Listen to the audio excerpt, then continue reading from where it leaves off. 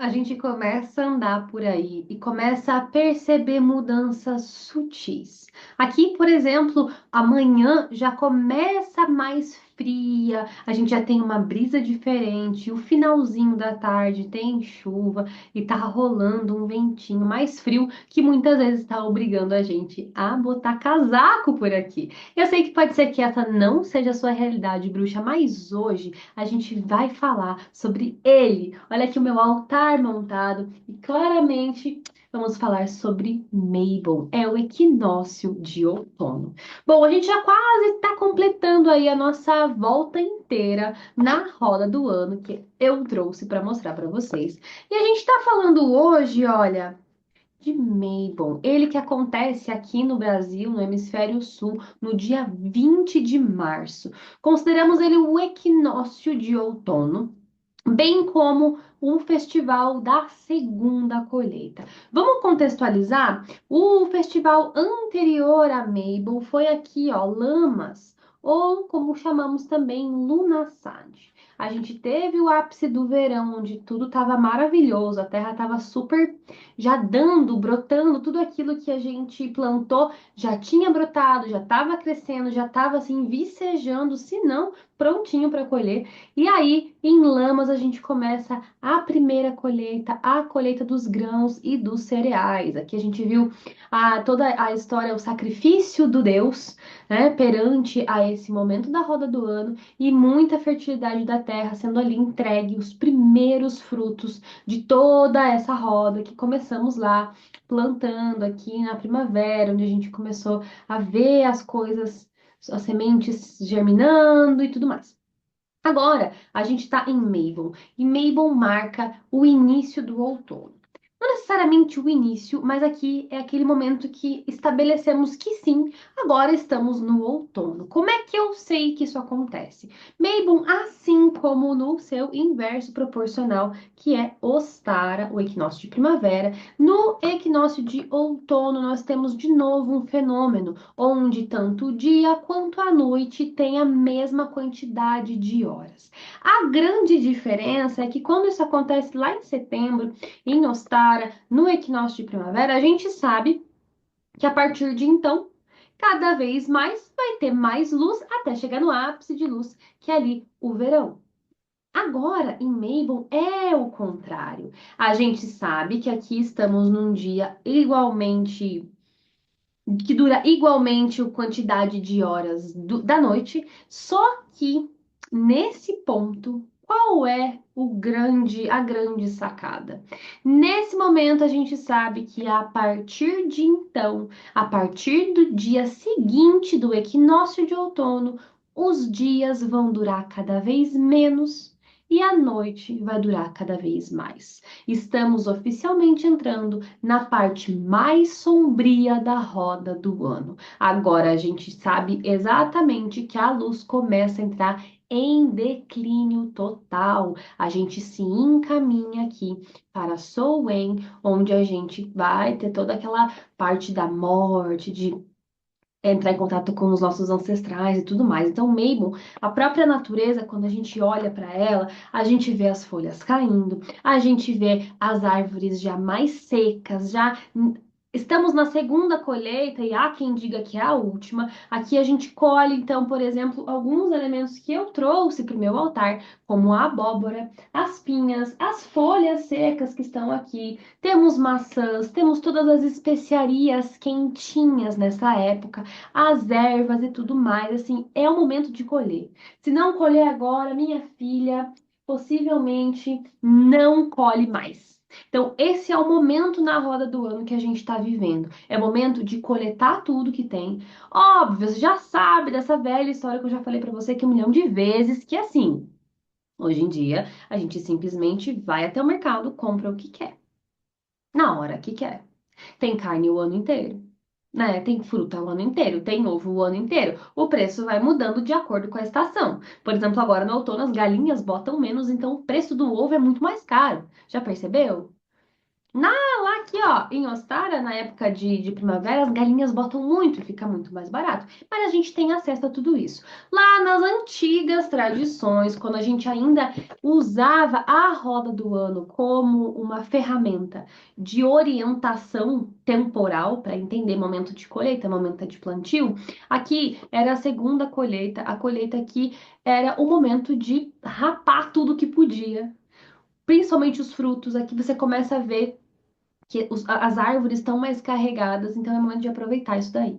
E aí, o que que se fazia? Pensa comigo, você consegue coletar um monte de coisa em grandes quantidades, ou seja, é também, apesar de ter esse declínio para a sombra, é também um momento de muita fartura, né? A terra tá dando, tudo aquilo que você plantou tá ali disponível. Só que como é que você vai lidar com tudo isso? Sendo que para frente a gente já sabe que vai ficar cada vez mais escuro, mais frio, vem o inverno onde não tem o que colher. Aqui eles trabalhavam muito com a compota, as compotas, as geleias, as conservas, todos esses tipos de alimento que a gente consegue guardar para o futuro. Então a gente vê, inclusive se você for mais aí para o interior da tua cidade, para o interior do teu estado, você vai ver que tem muito disso, né? O pessoal colhe e faz um monte de conserva, faz um monte de geleia e usa tudo aquilo e fabrica em grandes quantidades alimentos que podem ser guardados. Então isso era um momento muito clássico, assim, de fazer tudo isso em conjunto. Então é a galera se juntar para fazer pamonha, sabe? Porque não é fácil, tem uma colheitona de milho, então você vai lá e vai trabalhar em cima desse milho durante um final de semana inteiro, para você garantir que ali no futuro, logo próximo, quando não tiver mais, você vai ter guardadinho. Estocado, a gente está falando de estoque de comida nesse momento da roda do ano, enquanto uma ferramenta de acompanhamento agrícola, tá? No mito da roda do ano, aquela interação masculino-feminino, Deus, deusa, o que que a gente vê? A gente vê o Deus que estava aqui, né? Quando a gente falou de lamas, de Lunassad, ele já estava ali se sacrificando, já era um momento assim do Deus muito, muito em declínio, né? A gente já sabia que a luz do sol estava perdendo sua força e com isso o Deus, o masculino, o princípio masculino da natureza também estava perdendo a sua força e agora ele finalmente morre. Então ele finalmente deixa a Terra, deixa esse plano terrestre. Por isso a gente sabe que cada vez mais depois de Mabel vai só escurecer, porque o Sol deixou de estar presente aqui. Por outro lado, a gente tem a deusa, que é representada aí pela Terra, e ela é essa grande força geradora de vida. Lembra que ela engravidou, que eles se encontraram sexualmente em Beltane, e aí em Lita ela já estava grávida. Agora ela continua grávida, mas num aspecto mais anciã, num aspecto mais madura, num aspecto mais com mais sabedoria. Aí no mito a gente sabe que ela sente tanta falta desse Deus que ela decide ir atrás dele no submundo. E com isso é como se ela abandonasse a energia, abandonasse esse poder da terra, e aí as folhas vão caindo, porque ela também deixa para trás esse plano terrestre, querendo ir lá atrás desse Deus. Até a gente vê no próximo aqui, Soen, né? Quando acontece Soen, a gente está fazendo o quê? Honrando os ancestrais. É o momento que a gente conversa com espíritos, é aquele momento onde o véu dos mundos está muito fininho, porque existe essa comunicação entre Deus já falecido e a deusa anciã, assim, com essa vontade de entrar em contato com o Deus, o que faz muito sentido, assim, porque ela tá nesse aspecto anciã e num aspecto de mais bruxona, assim, de um aspecto mais evoluído enquanto intuição, enquanto momento de vida dela, tá? Apesar de ela ainda estar grávida, sim, ela tá num aspecto mais anciã, porque ela também começa a se recolher e por isso a energia da própria Terra começa a se recolher ao mesmo tempo. Tá vendo como esse é um festival ambíguo? Ele traz muito essa dualidade. Então, enquanto a gente celebra com alegria as colheitas, a fartura, nossa, olha só como produziu, como a nossa colheita foi boa, como a gente tem agora aqui fartos, né? Como tem abundância na terra.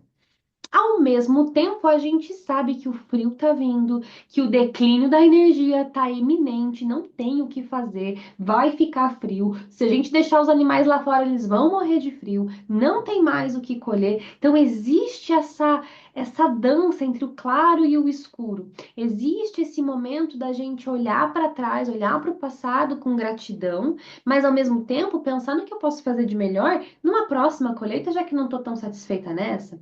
Então, esse é um festival, assim como o Ostara, né, que vem com essa dualidade de claro e escuro, mas aqui ele vem pendendo para o lado claro, pendendo para o lado positivo, porque a gente está se encaminhando para o verão. Agora, aqui, no contrário, quando a gente está falando de Mabel, ele vai pender para parte mais escura, porque a gente está se encaminhando para o inverno. É tudo mais frio, a temperatura cai, as plantas começam a declinar e fica se instala um humor na gente mesmo. Hoje em dia a gente consegue ver isso. Se instala aquela vontade de ficar mais aconchegado, se instala aquela vontade de fazer um chazinho, né? Eu sei que nossa natureza assim tá toda bagunçada e tem lugares ainda que a gente não tá sentindo. Aqui eu já estou sentindo de leve algumas mudanças. Então já temos folhas caindo, aqui a gente já tem uma brisa diferente no final do dia, mas ainda tem resquícios de verão por aqui. Então a gente tem que lembrar que a roda do ano ela segue numa fluidez. Ela não é uma coisa que simplesmente aperta um botãozinho e pronto, virou outono. Agora tudo cai, agora não planta, a planta não vinga e tudo mais. Não é assim. As coisas elas vão aos pouquinhos trazendo essa diferença. E nós, como bruxas aqui, temos a sensibilidade suficiente para que a gente consiga sentir essas nuances e ir se preparando aos pouquinhos. E a gente, nesses tempos modernos, onde a roda do ano é mais um guia energético do que realmente um guia agrícola, né? O que Mabel nos convida então a fazer? Esse é o momento de também dar uma desacelerada, porque assim como a natureza está desacelerando, as coisas estão pausando, as produções estão acabando, é momento da gente também fazer esse movimento de recolhimento, momento de reflexão. Não, você não precisa parar de dar teus rolês no final de semana, mas assim, é trazer muita consciência, estar muito consciente com o seu mundo interno. Porque agora, quanto mais a gente for avançando, quanto mais perto do inverno a gente for chegando, mais forte vai ser isso, com mais presença a gente vai sentindo essa vontade de se recolher, de se acolher, daí já vem um friozinho, daí dá vontade de jogar uma mantinha nas pernas, dá vontade de acender uma lareira, daí já aqui no sul do Brasil já começa a dar pinhão, que é uma semente, talvez você não conheça, mas que é uma semente deliciosa, que só dá assim num período, a gente começa a poder colher o pinhão no dia 1º de abril, e aí ele tem assim uma estação bem limitada, então é muito do outono assim para mim. Então a gente começa a sentir essa energia do recolhimento. É momento para fazer reflexão, é um sabá de agradecimento, principalmente de gratidão, de agradecer pelos frutos que brotaram, pelos frutos que se desenvolveram e pelos frutos que agora vão nos nutrir durante esse inverno. E veja que aqui eu não estou falando só de fruto de abóbora e de maçã, não. Pêssego, uva e essas coisas. Não é só disso que eu estou falando. Aqui a gente também pode pensar metaforicamente, esses frutos que agora eu consigo colher. O que que você plantou? É momento de você se perguntar: eu poderia ter feito alguma coisa para colher frutos melhores? Que atitudes minhas? E olha aí, boas perguntas para fazer para o tarô, inclusive. Que partes minhas me ajudaram a colher tudo que eu estou colhendo hoje? Que áreas da minha vida precisam de equilíbrio? Aonde eu preciso de mais luz? O que as sombras estão me dizendo? O que de bom vai sair dessas sombras? É um momento assim de muita investigação interna. Se você não tem um diário, se você não cultiva o hábito de escrever, tá aí um ótimo momento para você começar. Nessa temporada de outono e inverno, é o momento que você vai inclusive sentir esse recolhimento. Talvez você não saiba o que fazer com tudo isso, né? Talvez você esteja aí meio literalmente no escuro, sem saber como agir, o que fazer, como usar essa energia a teu favor. Então, assim, é momento mesmo de fazer esse recolhimento, de olhar para dentro de si, de fazer toda essa reflexão. Aqui a gente fala muito de equilíbrio, então olhe para os pontos aí onde está faltando equilíbrio, aonde falta colocar energia, aonde está sobrando energia.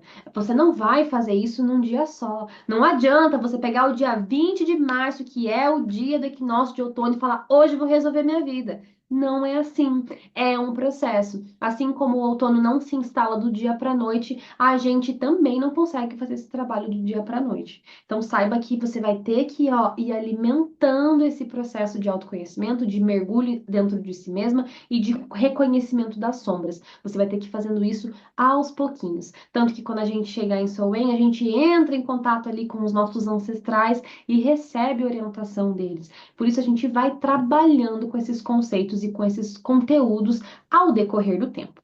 Legal! E rituais mágicos e práticas mágicas, como celebrar Mabon? Se você tá aí, você é uma bruxa dentro do armário das vassouras, como é que a gente pode fazer? É você que é uma bruxona aí, que tem toda a liberdade de expressão e pode celebrar de um jeito um pouco mais extravagante, o que que você pode fazer? Bom, o meu altar tá aqui, eu quis montar ele, deixar ele dentro do meu cenário hoje, justamente para dar uma inspiração para vocês. Então, tragam elementos do que tá ao teu redor. Alimentos. Você pode ir no mercado e ver o que tá ali disponível. Então, essa semana eu fui no mercado, tinha maçã bonita, tinha pêssegos, ameixas, abóboras, todos os tipos de abóboras são super bem-vindas aqui. Aqui a gente também pode trazer, por exemplo, dentro dessa celebração, que vai ser muito sobre partilha de alimentos, viu? Porque naquela época, um plantava abóbora, um plantava maçã, um colhia trigo, um fazia biscoito, e eles se encontravam nesse festival e usavam esse momento do festival para acender uma bela de uma fogueira e partilhar esses alimentos que estavam em tanta abundância. Ali também se faziam trocas de mercadoria, enfim, era um momento que as pessoas se encontravam para distribuição de alimentos. Então aqui também fica uma ideia de fazer um pão. Ah, mas a minha família não me aceita como bruxa. Mas você não pode só fazer um pão e convidar eles para tomar um café com você? Dentro do teu coração, você sabe que você está celebrando o Mabel. Mas você não precisa também falar, gente, seguinte, hoje é dia de solstício, é dia equinócio de outono e a gente vai fazer um sabá aqui em casa. Não precisa, você pode fazer isso de um jeito mais sutil, mas ainda assim trazendo a energia do festival. Como já falei, escrita intuitiva é uma ótima prática também, de você tirar de dentro, botar no papel sem julgamentos o que você está pensando, o que você está sentindo, as suas opiniões, o seu momento.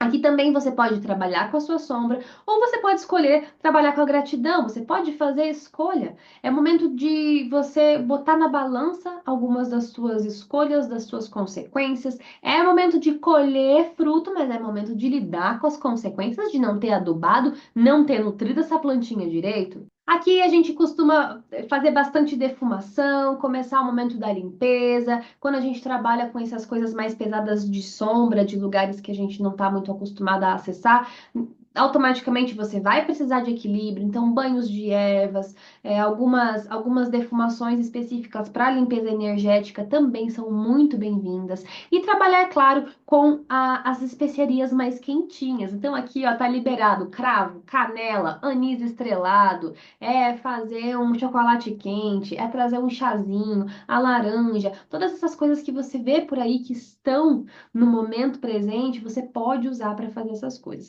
Eu vou deixar aqui nessa aula o guia mágico que vocês já conhecem. Esse é o último da coleção, inclusive a gente fecha a coleção com ele. E aqui você vai ter aquela tabelinha maravilhosa que é a tabelinha de correspondências. Então aqui você consegue ver exatamente que tipo de pedras você pode usar. Então aqui, por exemplo, eu sugeri cornalina, âmbar, citrino, olho de tigre, todas dessa cor assim de vermelho, marrom, uma coisa que eu não falei, né? As cores do sabá. Todas essas cores outonais, cores que lembram folha seca, marrom, amarelo, dourado, vermelho, bordô, as próprias cores, o roxo da uva, que também vem aqui trazendo um pouquinho desse luto, dessa energia mais sóbria, tanto da deusa enquanto essa mulher mais sábia, mais velha, e esse luto por esse deus que tá indo embora nesse momento. Então a gente traz ali a reflexão, a gente traz a gratidão, são todos palavras-chave deste momento.